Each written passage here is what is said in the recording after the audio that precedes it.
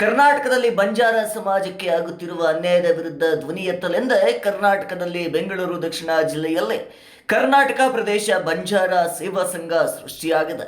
ಈ ಸಂಘದ ಉದ್ದೇಶವ ಬಂಜಾರ ಸಮಾಜದ ಅಭಿವೃದ್ಧಿಗಾಗಿ ಅನ್ನೋದು ಈ ಸಮಾಜದ ಉದ್ದೇಶವಾಗಿದೆ. ಈ ಸೇವಾ ಸಂಘದಲ್ಲಿ ಸಮಾಜ ಸೇವಕರು ಹಾಗೂ ಬೆಂಗಳೂರು ದಕ್ಷಿಣ ಜಿಲ್ಲೆಯ ಸಂಸ್ಥಾಪಕ ಸಲಹೆಗಾರರಾದ HB ಸಿದ್ದಾನಾಯಕ್ ರವರು ಸಂಘದಲ್ಲಿ ಸಮಾಲೋಚನಾ ಸಭೆ ನಡೆಯಿತು. ಈ ಸಂದರ್ಭದಲ್ಲಿ ಭಾಗಿಯಾಗಿ ಸಂಘದ ಅಭಿವೃದ್ಧಿಗೆ ಶ್ರಮವಹಿಸಬೇಕೆಂದು ಸಂಘದ ಪದಾಧಿಕಾರಿಗಳನ್ನು ಆಯ್ಕೆ ಮಾಡಿದರು. ಇನ್ನು ಈ ಕಾರ್ಯಕ್ರಮದಲ್ಲಿ ಸಮಾಜ ಸೇವಕರಾದ ಸಂಘದ ಕಾರ್ಯಾಧ್ಯಕ್ಷರಾದ ಡಾಕ್ಟರ್ AR ಗೋವಿಂದಸ್ವಾಮಿ ಅವರು ಮಾತನಾಡಿ, ಈ ಕ್ಷಣ ನಾನು ಹೆಮ್ಮೆ ಪಡುತ್ತಿದ್ದೇನೆ. ಹಳೆ ಮೈಸೂರು ಭಾಗದಲ್ಲಿ ಬಂಜಾರ ಸಮುದಾಯಕ್ಕೆ ಪ್ರಾತಿನಿಧ್ಯ ಸಿಗುತ್ತಿರಲಿಲ್ಲ.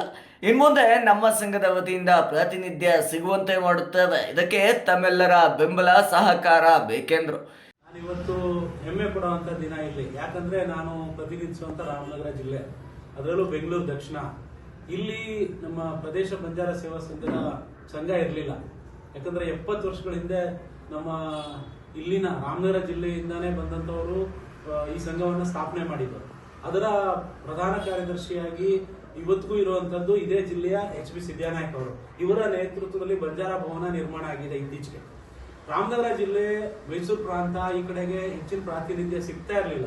ಇಲ್ಲಿಯ ಜನರು ಇನ್ನೂ ಸಂಘಟಿತರಾಗದೆ ರಾಮನಗರ ಜಿಲ್ಲೆಗೆ ಯಾವುದೇ ಒಂದು ಬಂಜಾರ ಭವನ ಇರ್ಬೋದು, ಬೇರೆ ಯಾವುದೇ ಸವಲತ್ತುಗಳು ರಾಜಕೀಯದಲ್ಲಿ ಪ್ರಾತಿನಿಧ್ಯ ಇದ್ದೇ ಇದ್ದಾಗ ಈ ಸಂಘವನ್ನ ಸ್ಥಾಪನೆ ಮಾಡಬೇಕು ಅಂತ ಸಿದ್ದನಾಯಕ್ ಅವರು ನಾವೆಲ್ಲ ಚರ್ಚೆ ಮಾಡಿ ಇಲ್ಲಿ ಎಲ್ಲ ತಾಲೂಕಿನ ಪ್ರತಿನಿಧಿಗಳನ್ನ ಸೇರಿಸಿ ಇವತ್ತು ಇಲ್ಲಿ ಬೆಂಗಳೂರು ದಕ್ಷಿಣ ಜಿಲ್ಲೆಯನ್ನ ಸಂಘವನ್ನ ಸ್ಥಾಪನೆ ಮಾಡಿದ್ವಿ.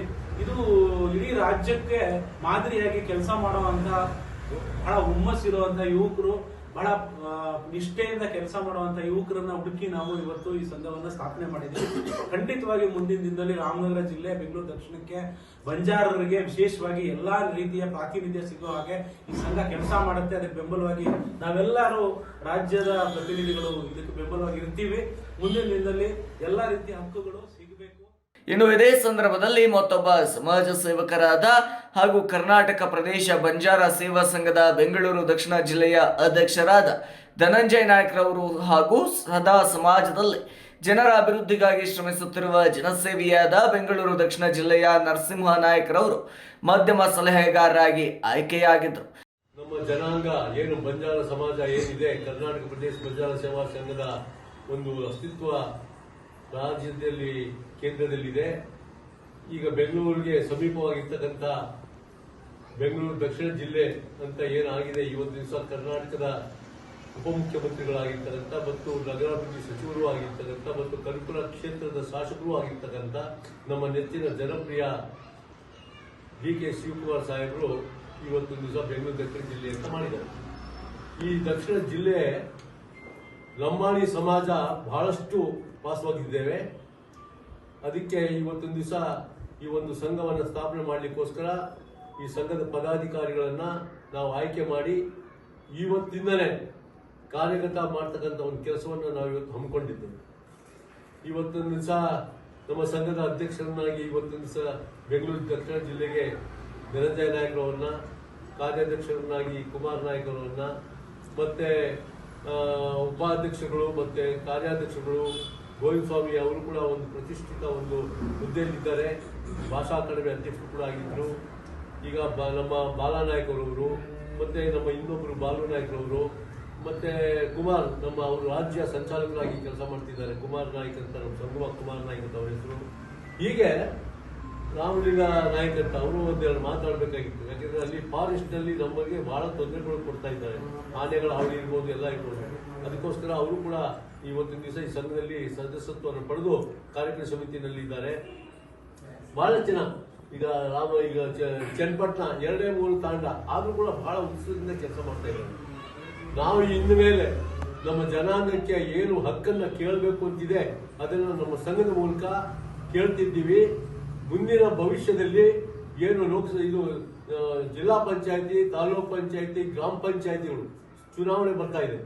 ಈ ಚುನಾವಣೆಯಲ್ಲಿ ನಾವು ಹೆಚ್ಚಿನ ಸಂಖ್ಯೆಯಲ್ಲಿರ್ತಕ್ಕಂಥ ನಾವು ಇವತ್ತು ಜಿಲ್ಲಾ ಪಂಚಾಯತಿ ಕೇಳಬೇಕಾಗಿದೆ, ತಾಲೂಕ್ ಪಂಚಾಯತಿ ಕೇಳಬೇಕಾಗಿದೆ, ಗ್ರಾಮ ಪಂಚಾಯತಿಗಳನ್ನು ಕೇಳಬೇಕಾಗಿದೆ. ಅದರಲ್ಲೂ ನಮ್ಮ ಮುಖಂಡರುಗಳಿಗೆ ಕಾಂಗ್ರೆಸ್ ಪಾರ್ಟಿನಲ್ಲಿ ಏನು ನಡೀತಾ ಇದೆ, ಈ ಕಡೆ ಕಾಂಗ್ರೆಸ್ ಪಕ್ಷ, ಆ ಪಕ್ಷಕ್ಕೆ ಒಳ್ಳೆಯ ಪೋಸ್ಟ್ ಅವರಿಗೆ ಹುದ್ದೆಗಳನ್ನು ಕೊಡಬೇಕು ಅಂತೇಳಿ ನಾವು ಕೆಪಿಸಿಸಿ ಅಧ್ಯಕ್ಷರಾಗಿರ್ತಕ್ಕಂಥ DK ಶಿವಕುಮಾರ್ ಸಾಹೇಬರಲ್ಲೂ ಕೂಡ ನಾವು ಬೇಡಿಕೆ ಸಲ್ಲಿಸ್ತೀವಿ ಸಂಘದ ಪರವಾಗಿ.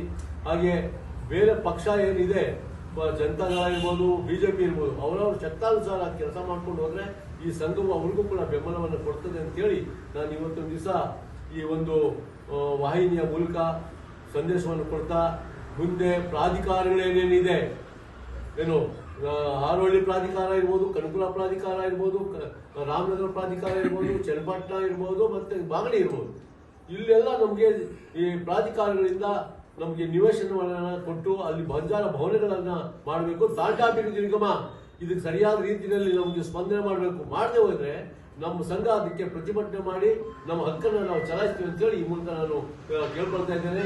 ನಮ್ಮ ಸಂಘದ ಎಲ್ಲ ಪದಾಧಿಕಾರಿಗಳಿಗೆ ಮತ್ತೆ ನಮ್ಮ ಸಂಘದ ಎಲ್ಲ ಮಹಿಳಾ ಪ್ರತಿನಿಧಿಗಳು ಕೂಡ ನಾವು ಇವತ್ತು ದಿವಸ ಸಂದರ್ಶಿಸಿಕೊಂಡಿದ್ದೀವಿ.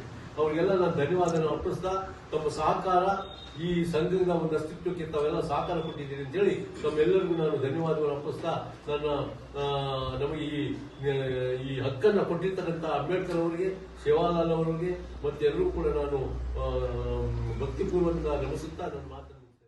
ಇನ್ನು ಎಲ್ಲರ ಮೆಚ್ಚುಗೆಗೆ ಪಾತ್ರರಾದರು. ಇನ್ನು ಇದೇ ಸಂದರ್ಭದಲ್ಲಿ ಎಂ ಮಹಾದೇವ್ ನಾಯ್ಕರವರು ಸಲಹೆಗಾರರಾಗಿ ಆಯ್ಕೆಯಾದರು. ಈ ಸಂದರ್ಭದಲ್ಲಿ ಪದಾಧಿಕಾರಿಗಳು, ಸಂಘದ ಎಲ್ಲ ನಾಯಕರು ಭಾಗಿಯಾಗಿದ್ದರು. ಇದಾಗಿತ್ತು ಕ್ಷಣದ ಅಪ್ಡೇಟ್ಸ್. ಮತ್ತಷ್ಟು ಅಪ್ಡೇಟ್ಸ್ಗಾಗಿ ನೋಡ್ತಾರೆ ಫಸ್ಟ್ ಐ ಟಿವಿ ನ್ಯೂಸ್.